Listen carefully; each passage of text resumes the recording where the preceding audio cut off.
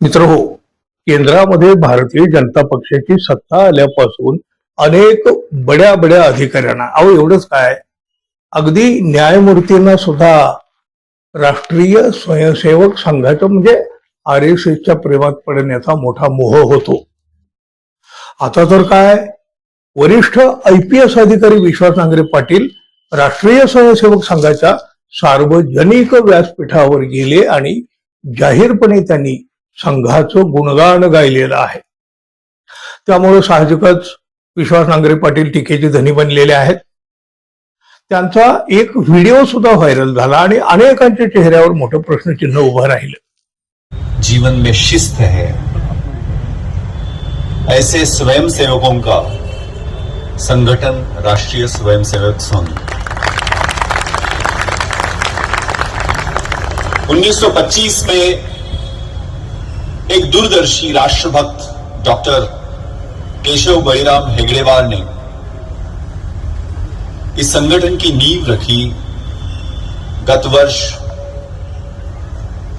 100 साल पूरे हो गए. इस उपलक्ष्य में ये सम्मेलन का आयोजन किया गया है. यहाँ त्रिपाठी जी, हंसा जी शुद्ध हिंदी में उन्होंने बात किया. मेरी हिंदी ब्रोकन हिंदी है, तो मैं विश्वास नांगरे पाटील हे मोठ्या परिश्रमानं IPS झालेले आहेत. पोलीस खात्यातली त्यांची कर्तबगारी ही सुद्धा अभिमानास्पद, अगदी गौरवशाली अशी राहिलेली आहे. अहो, चित्रपटातल्या एखाद्या हिरोप्रमाणे महाराष्ट्रात या विश्वास नांगरे पाटील यांचे फॅन आहेत. त्यांना बघण्यासाठी सुद्धा तरुणांची गर्दी होत असते. अशा विश्वास नांगरे पाटील यांच्यावरील विश्वास आता डळमळीत होताना दिसू लागलेला आहे. समाजामध्ये द्वेष पसरविणाऱ्या राष्ट्रीय स्वयंसेवक संघाच्या व्यासपीठावर जाऊन संघाचं कौतुक केल्याचा आरोप काँग्रेस पक्षानं त्यांच्यावर केलेला आहे.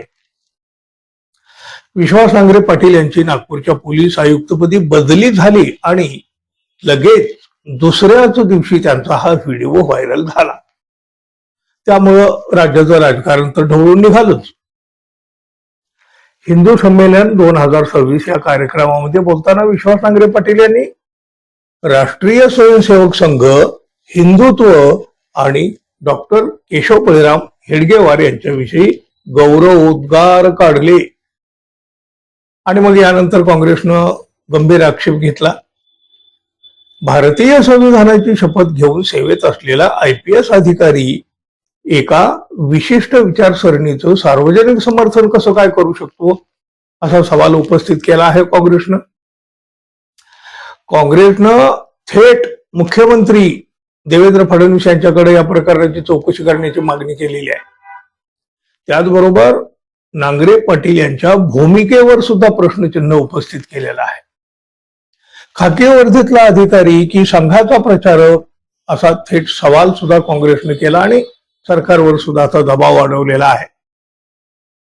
या संपूर्ण प्रकरणावर काँग्रेसनं ऑल इंडिया सर्व्हिस रूल्सचा दाखला दिला आणि सरकार समोर 6 महत्वाचे प्रश्न ठेवले. विश्वास नांगरे पाटील यांनी या कार्यक्रमाला उपस्थित राहण्यासाठी राज्य सरकार किंवा मग गृह विभागाची पूर्व परवानगी घेतली होती का? सेवेत असलेल्या IPS अधिकाऱ्यानं एखाद्या विशिष्ट वैचारिक संघटनेच्या मंचावर जाऊन त्या विचारसरणीचं समर्थन करणं नियमामध्ये बसतं का? संघाच्या मंचावर सार्वजनिक भाषण करून विचारसरणीचं कौतुक करणं ही प्रशासकीय तटस्थता मानली जाऊ शकते का? संविधानिक पदावर असलेल्या अधिकाऱ्यानं एका विचारात्मक किंवा विचारधारात्मक संघटनेचे सार्वजनिक गुणगान करणं योग्य आहे का? अशा भूमिकेमुळे भविष्यात त्या अधिकाऱ्याच्या निर्णयावर विशिष्ट विचारधारेचा प्रभाव पडणार नाही याची हमी कोण देणार? संघाच्या व्यासपीठावर जाऊन सार्वजनिकरित्या समर्थन करणं हे असोसिएशन म्हणून नियमभंगात मोडत नाही का, असे प्रश्न काँग्रेसने उपस्थित केलेले आहेत. काँग्रेसनं अगदी स्पष्टपणे म्हटलेलं आहे, हा प्रश्न केवळ विश्वास नांगरे पाटील यांच्या पुरता मर्यादित नाहीये. हा मुद्दा भारतीय प्रशासकीय व्यवस्थेच्या विश्वासार्हतेचा, संविधानाच्या सर्वोच्च तत्वाचा आणि खाकी वर्दीच्या तटस्थतेचा आहे.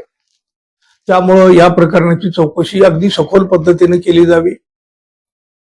कार्यक्रमासाठी घेतलेल्या परवानग्या सार्वजनिक कराव्यात आणि ऑल इंडिया सर्व्हिस रूलचे उल्लंघन झालेलं आहे का याबाबत सरकारनं तातडीनं आता स्पष्टता द्यावी अशी ठाम मागणी काँग्रेसने केलेली आहे. काँग्रेस पक्ष आक्रमक झाल्यामुळे हा वाद आणखी चिघळण्याची शक्यता आहे.